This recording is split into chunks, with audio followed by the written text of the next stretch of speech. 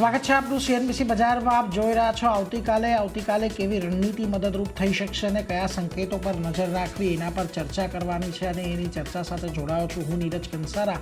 જો કે આવતીકાલના માર્કેટ પર ચર્ચા કરીએ એ પહેલાં જોઈ લઈએ કે આજના બજારમાં શું રહ્યા મુખ્ય સમાચાર. ખરાબ ગ્લોબલ સંકેતોથી માર્કેટમાં ભારે વેચવાલી બાદ નિફ્ટી 3 મહિનાના નીચલા સ્તરની પાસે. નિફ્ટીમાં નોંધાયો 9 મહિનાનો સૌથી મોટો ઇન્ટ્રાડે ઘટાડો. મિડકેપ અને સ્મોલ કેપ શેર્સમાં પણ ભારે રહ્યો વેચવાલીનો માહોલ.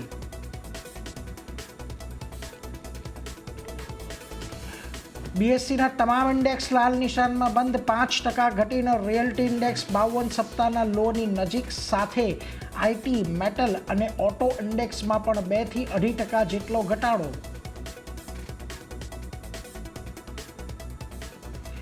નબળા બજારમાં પણ સિમેન્ટ સેક્ટરમાં જોવા મળી મજબૂતી. દાલમિયા ભારતમાં જોવા મળી 2%ની તેજી. વાયડાના ટોપ ગેનર્સમાં થયો સામેલ શ્રી સિમેન્ટ. જેકે સિમેન્ટમાં પણ રહી ખરીદદારી. બીએસસી એનએસસી બાદ હવે એમએસસીઆઈમાં પણ મળશે ટ્રેડિંગની તક. 27 જાન્યુઆરીથી શરૂ થશે ત્રીજું એક્સચેન્જ એમએસસીઆઈ. 1 ફેબ્રુઆરીએ બજેટના દિવસે પણ ખુલ્લું રહેશે એક્સચેન્જ. અને આવતીકાલે જાહેર થશે નિફ્ટીની દિગ્ગજ કંપની ડોક્ટર રેડ્ડીઝ અને ઇટરનલના પરિણામ. સાથે એચપીસીએલ, દાલમિયા ભારત સહિત વાયદાની 8 કંપનીઓના પરિણામ પર પણ રહેશે નજર.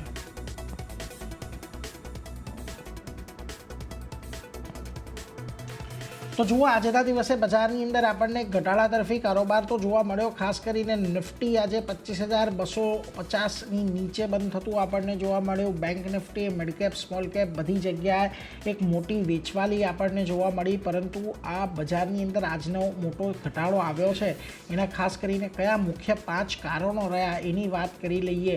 તો સૌથી પહેલું કારણ અહીંયાથી એ છે કે ગ્રીનલેન્ડ અંગે જે ખાસ કરીને વૈશ્વિક સ્તરે આપણને મતાંતર વધતા દેખાઈ રહ્યા છે, ઘર્ષણ વધતું દેખાઈ રહ્યું છે. એને લઈને ખાસ કરીને એક મોટી વેચવાલી આજે બજારની અંદર આપણને આવતી જોવા મળી. બીજી તરફ વૈશ્વિક બજારોમાં પણ આ જ કારણને લઈને આજે સર્વત્ર વેચવાલી હતી. ડાઓ ફ્યુચર્સની અંદર એક મોટો ઘટાડો આપણને દેખાયો.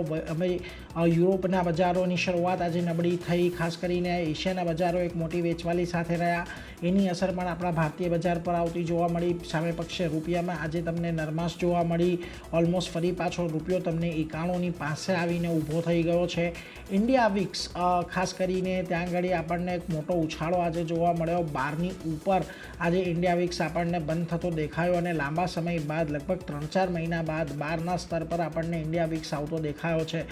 બીજી તરફ સતત 10 દિવસથી એફઆઈઆઈઝની વેચવાલી આપણને જોવા મળી છે ભારતીય કેશ બજારની અંદર. એની પણ એક અસર આજે આવતી જોવા મળી. એટલે આ બધા ફેક્ટર્સ ભેગા થઈને આજે બજારમાં તમને ઘટાડાને થોડોક વધારે નીચે લઈ ગયા. અને આજે જે મહત્ત્વના આપણને લેવલ્સ દેખાયા હતા એ લેવલ્સ પર આપણને બ્રેક થતા દેખાયા. જુઓ, નિફ્ટીની વાત કરી લઈએ તો આજે તમને Bajaj finance, Jio finance, eternal આ બધા સ્ટોક્સની અંદર આજે ખાસી એવી વેચવાલી હતી. માત્ર એચડીએફસી બેંક અને ટાટા કન્ઝ્યુમર એવા સ્ટોક રહ્યા કે જ્યાં આગળ આજે તમને થોડીક રાહત આવતી જોવા મળી કે જ્યાં લીલા નિશાનની અંદર બંધ થયા છે. પરંતુ મોટે ભાગે આજે તમને બજારની અંદર એક વેચવાલી તરફેનો જ કારોબાર ખાસ કરીને જોવા મળ્યો છે.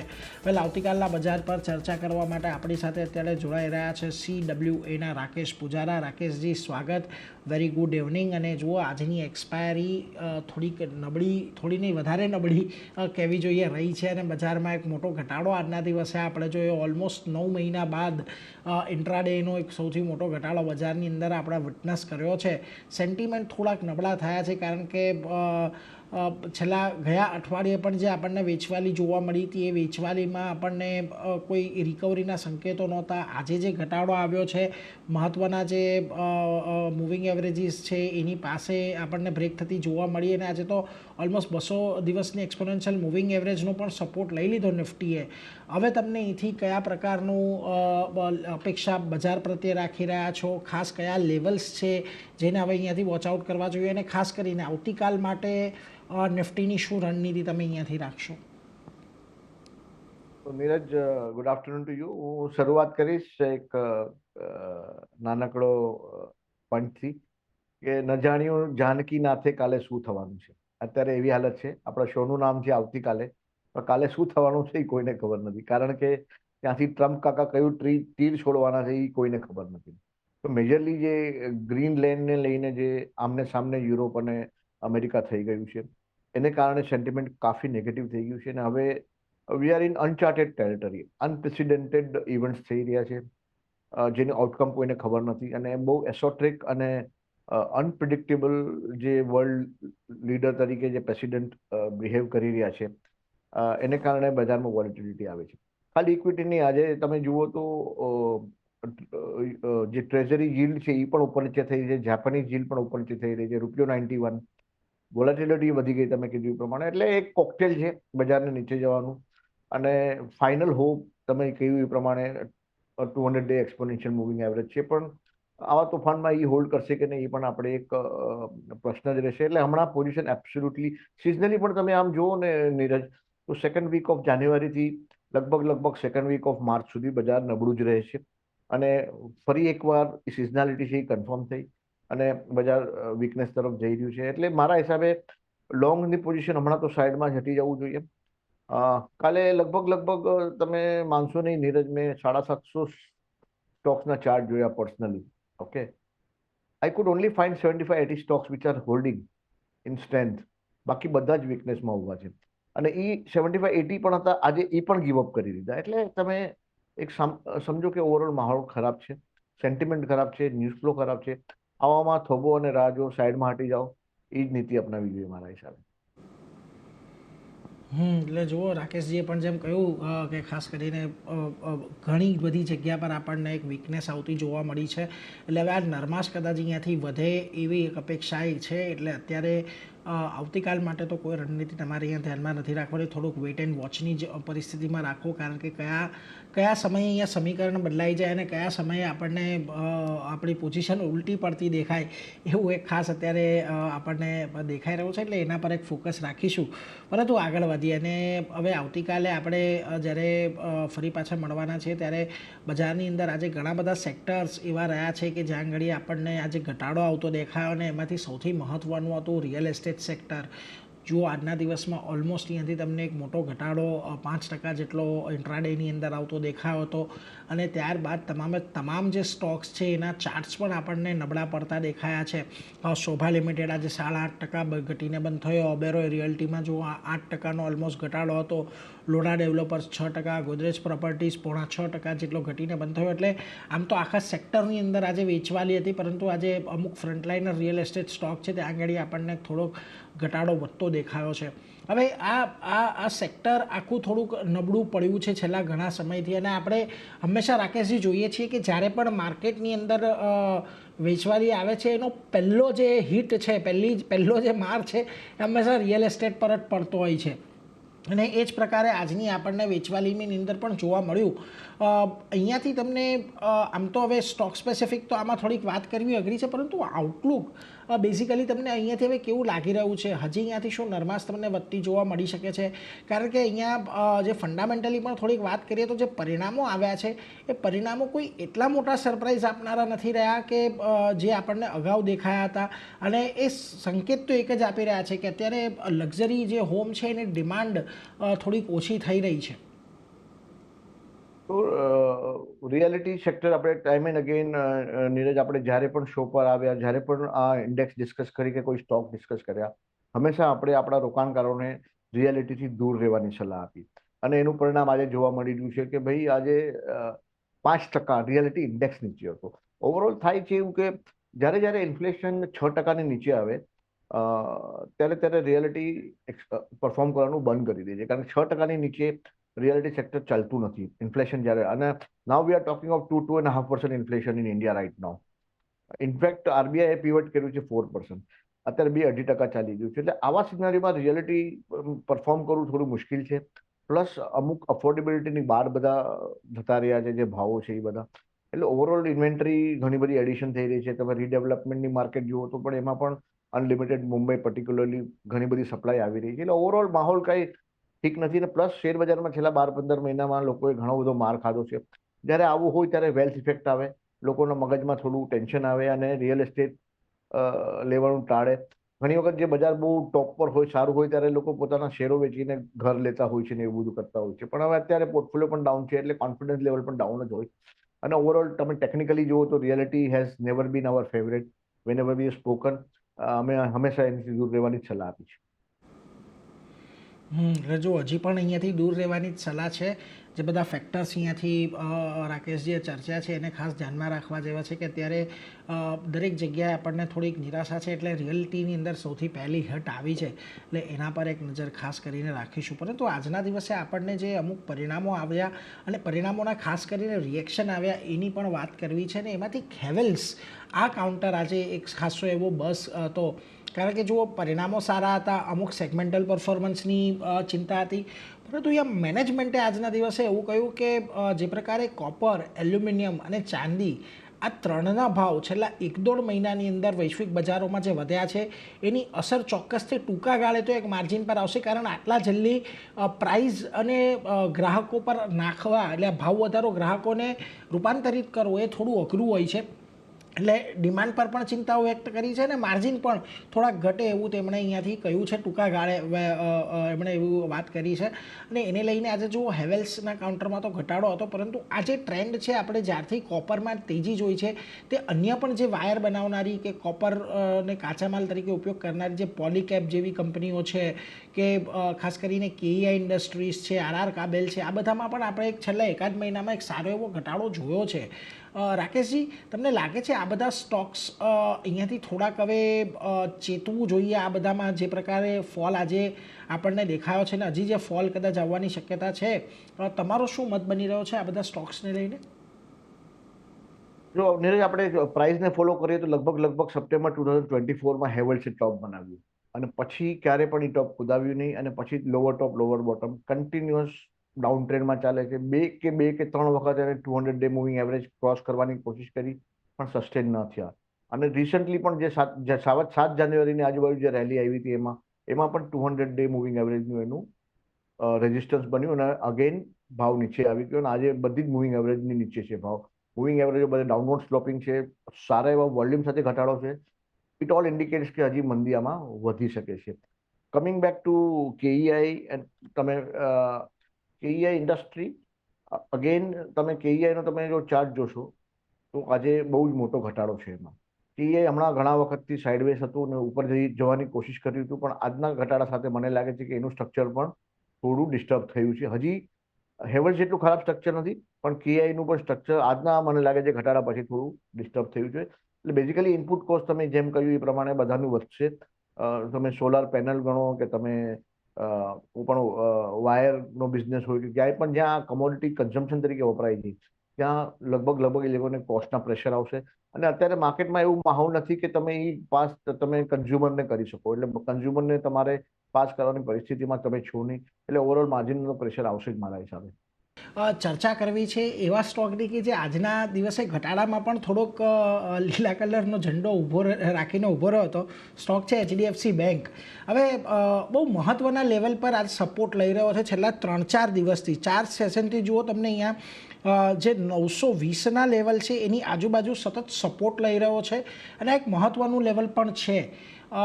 કઈ રીતે અત્યારે જોવું જોઈએ, કારણ કે જુઓ આ સ્ટોકની અંદર જે પ્રકારે ઘટાડો આવ્યો છે એ ઘટાડો આપણને ખાસ કરીને બેંક નિફ્ટીની અંદર જે અન્ય સ્ટોકની અંદર તેજી હતી કે પીએસયુ બેંકની તેજી હતી એટલે થોડોક સેટ ઓફ થયો હતો, પરંતુ આ 920નું લેવલ જાળવી રાખવું એચડીએફસી બેંક માટે કેટલું મહત્વનું છે?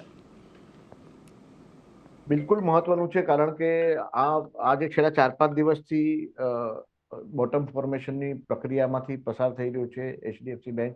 915ની આજુબાજુનું જે લેવલ છે એ મેક ઓર બ્રેક લેવલ છે. ઓવરઓલ ચાર્ટ સ્ટ્રક્ચર વીક છે, ભાવ બધા મૂવિંગ એવરેજની નીચે છે, મૂવિંગ એવરેજ બધી ડાઉનવર્ડ સ્લોપિંગ છે, મોમેન્ટમ બહુ જ નેગેટિવ, મતલબ આરએસઆઈનું વેલ્યુ 29 છે, which is suppose to be very very weak, અને આરએસ જે રિલેટિવ સ્ટ્રેન્થ દેખાડે છે એ પણ નેગેટિવ છે. એટલે કોઈ પણ પેરામીટરમાં એચડીએફસી બેંક પાસ નથી થતું.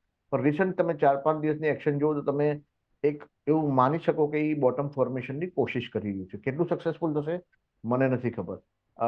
હું મારા હિસાબે દૂર જ રહીશ, અને કદાચ જો મારી પાસે હોલ્ડિંગ હોય તો 915નો સ્ટોપ લોસ રાખીને ઉભો રહીશ. Otherwise there is nothing inspiring in the chart of HDFC Bank.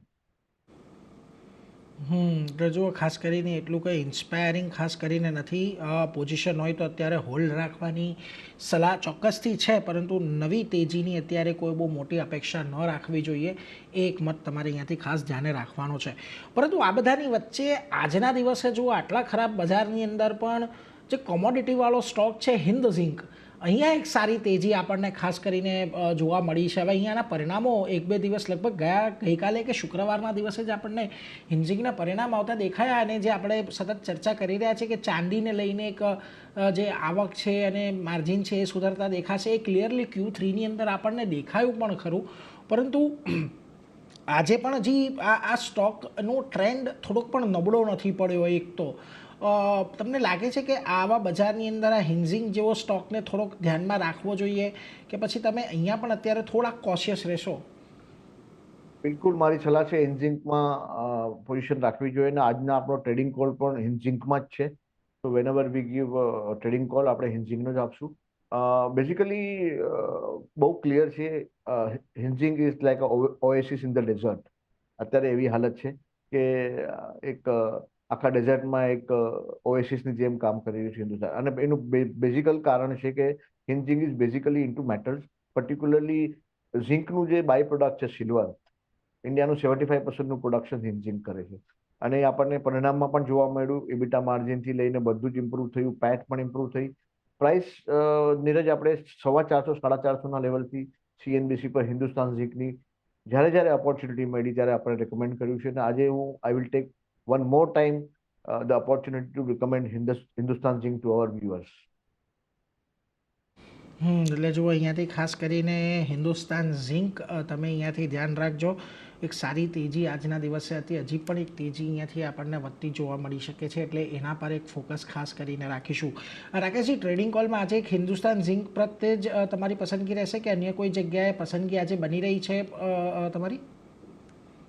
મારી છે હિન્દુસ્તાન ઝિંક 620 નો સ્ટોપ લોસ રાખો. લગભગ 760 નો લેવલ જે ઓલ ટાઈમ લેવલ છે એ આવતું દેખાશે. મને લાગે છે એ કમ્ફર્ટેબલી ક્રોસ પણ કરશે, પણ એક ટાર્ગેટ 1 તરીકે તમે 760 રાખી શકો. 620 નો સ્ટોપ લોસ. સિલ્વરમાં અવિરત તેજી છે, અને હજી જે સમાચારો આવે છે એ તેજી તરફના જ છે. એટલે સિલ્વર ખબર નહીં ક્યાં જવાનું છે, અને સિલ્વરનો ડાયરેક્ટ બેનિફિશિયરી હિન્દુસ્તાન ઝિંક છે. અધરવાઇઝ પણ બીજા મેટલ્સ પણ એમાં છે જ. એટલે ઓવરઓલ મેટલ મને સારું લાગી રહ્યું છે. ઓવરઓલ મેટલની ડિમાન્ડ વધી રહી છે. અને ઓવરઓલ જે તમે જુઓ કે ફિયાટ કરન્સીની અગેન્સ્ટનો આખો ટ્રેડ ઓન છે. ગોલ્ડ ગણો, સિલ્વર ગણો, કોપર ગણો કે એલ્યુમિનિયમ ગણો, કે એકચ્યુઅલ રિસોર્સ જે રિયલ રિસોર્સિસ છે, કે રિયલ કમોડિટીઝ છે, ગવર્મેન્ટ, સેન્ટ્રલ ગવર્મેન્ટ બધો રિસોર્સિસ અક્વાયર કરી રહ્યા છે. એને કારણે અવિરત ડિમાન્ડ જોવાઈ રહી છે. ટેકનિકલી પણ બહુ સારો છે, ફંડામેન્ટલ સારા ન્યૂઝ છે. મારા હિસાબે હિન્દુસ્તાન ઝિંક લેવો જોઈએ. હિન્દુસ્તાન ઝિંક અહીંયાથી ધ્યાનમાં રાખજો. 620નો સ્ટોપ લોસ, 760 સુધી જવાની એક જગ્યા અહીંયા બનતી દેખાઈ શકે છે, એટલે એના પર એક નજર ખાસ કરીને તમે રાખતા રહેજો. આજના દિવસે અહીંયાથી એક પસંદગીનો કોલ બની રહ્યો છે. પરંતુ આગળ વધીએ, અને આવતીકાલે આપણને નિફ્ટીની બે કંપનીઓ ખાસ કરીને ઇટરનલ અને ડૉક્ટર રેડ્ડીઝ આના પરિણામ આવતા દેખાવાના છે. ઇટરનલની ખાસ કરીને વાત કરીએ તો અહીંયા આપણને ઓક્ટોબર મહિનાની અંદર, એટલે કે લગભગ Q2ના પરિણામો બાદ આપણને એક સારી એવી તેજી બનતી દેખાઈ હતી. 368 અહીંયા આપણને હાઈ બનતા દેખાયા હતા. ત્યાંથી આ સ્ટોક સતત આપણને ઘટાડા તરફી કારોબાર દર્શાવી રહ્યો છે, અને આજના દિવસે ઓલમોસ્ટ અહીંયા જુઓ 268ના ભાવ આપણને આવતા દેખાયા. એક ડાઉનવર્ડ ટ્રેન્ડની અંદર આ કાઉન્ટર છે. ખાસો એવો ઘટાડો આવી ગયો છે, ને ઇવન આજના દિવસે ચાર્ટમાં એક આપણને બ્રેકડાઉન પણ આવ્યું છે. હવે આવતીકાલે પરિણામો આવવાના છે, એટલે ત્યારે આપણે અત્યારે કોઈ ચેષ્ટા ખરીદવાની કે એની તો ન કરીએ, પરંતુ કયા લેવલ્સ છે જેને ખાસ કરીને કાલના દિવસમાં વોચ આઉટ રાખવા જોઈએ રાકેશજી? નીરજ, સ્ટ્રક્ચર ઘણું વીક છે અને બહુ ક્લિયર ડાઉન ટ્રેન્ડ છે. એટલે મને લાગે છે કે પરિણામો કદાચ બહુ સારા પણ હશે તો એક શોર્ટ કવરિંગ રેલી આવે તો આવે, પણ ઓવરઓલ સ્ટ્રક્ચર વીક છે. 288 290 પર સારું એવું રેઝિસ્ટન્સ છે, અને ફાઇનલ રેઝિસ્ટન્સ 300ની આજુબાજુ છે. 300ની ઉપર ડિસિસિવલી ક્લોઝ આવે અને ઉપર જાય તો વિચારશું. ત્યાં સુધી આમાં લોંગ સાઈડ વિચારવાની મને તો નથી લાગતું. પરિણામ કદાચ સારું પણ આવે, અને જો શોર્ટ કવરિંગ રેલી આવે તો મારા હિસાબે એમાંથી હળવું થવું જોઈએ. એટલે જો 288 89ની આજુબાજુ એક રેઝિસ્ટન્સ છે, ઉપર 300માં બીજું રેઝિસ્ટન્સ છે. એટલે ખાસ કરીને કાલે કોઈ શોર્ટ કવરિંગ રેલી આવે અને 300ની ઉપર નથી જતો તો તમે તમારી પોઝિશન હલકી કરો. એકવાર 300ની ઉપર કમ્ફર્ટેબલી જાય પછી જ અહીંયાથી ઇટરનલ પર આપણે વાત કરીશું. પરંતુ અત્યારે તો અવોઇડ જ કરજો. આ લેવલ ખાસ કરીને તમારે કયા ધ્યાનમાં રાખવાના છે એની ચર્ચા આપણે કરી. બીજો ડૉક્ટર રેડ્ડીઝમાં પણ જો એ જ પ્રકારની થોડીક પરિસ્થિતિ છે. સ્ટોક અહીંયા આપણને છેલ્લા ઘણા સમયથી એક કન્સોલિડેશનની રેન્જમાં હતો, પરંતુ ત્યાંથી થોડોક નીચે આપણને છેલ્લા 2-4 દિવસની અંદર આવતો દેખાયો છે. 1160ની આજુબાજુના એક સપોર્ટ છે કે જાળવી રાખવાનો પ્રયાસ કરી રહ્યો છે. અહીંયા કયા લેવલને વોચઆઉટ કરીશું ખાસ કાલના માટે? ડોક્ટર રેડ્ડી પણ ક્લિયર બ્રેકડાઉન અને ડિસ્ટ્રીબ્યુશન પેટર્ન છે. એમાં પણ ટ્રેન્ડ ડાઉન છે, મોમેન્ટમ ડાઉન છે. કદાચ બોટમ ફોર્મેશનની કોશિશ થઈ શકે છે, પણ મને નથી લાગતું કે આમાં સામનો કરવો જોઈએ. પ્રાઇઝ એક્શનને થોડી કોન્સોલિડેટ થવા દેવી જોઈએ અને પછી કદાચ આપણે વિચારી શકાય. અત્યારે તો મારા હિસાબે થોભોને રાહ જો અને દૂર રહેવાની જ સલાહ રહેશે. પરિણામ કાંઈ પણ આવે, અલ્ટિમેટલી જો રેલી પણ આવશે તો ultimately it will be sold. I think થોડા દિવસ હજી લાગશે before it find its own level. એટલે મારા હિસાબે ડૉક્ટર રેડ્ડી પણ દૂર જ રહેવું જોઈએ. એટલે જો આવતીકાલે ભલે પરિણામો છે, પરંતુ એ પરિણામમાં પણ જો કોઈ હલચલ જોવા મળે તો ઇટરનલ ડૉક્ટર રેડ્ડીઝ બંનેથી દૂર રહેવાની સલાહ. એ સાથે જ રાકેશજી, આપની રજા લેવાનો સમય, જે પણ કોઈ ચર્ચા થઈ અંગેના કોઈ ડિસ્ક્લોઝર આપના? નીરજ, તમને ખ્યાલ છે અમે સ્મોલ કેસ ઉપર મોડેલ પોર્ટફોલિયો ચલાવીએ છીએ અને premium advisory, CWA premium advisory trading calls માટે ચલાવીએ છીએ. તો હોઈ શકે આજે કાંઈ પણ ડિસ્કસ કર્યું હોય એ અમારા ક્લાયન્ટને રિકમેન્ડ કર્યું હોય અને અમારા ક્લાયન્ટની એમાં પોઝિશન હોઈ શકે અને હશે જ એ માનીને ચાલુ.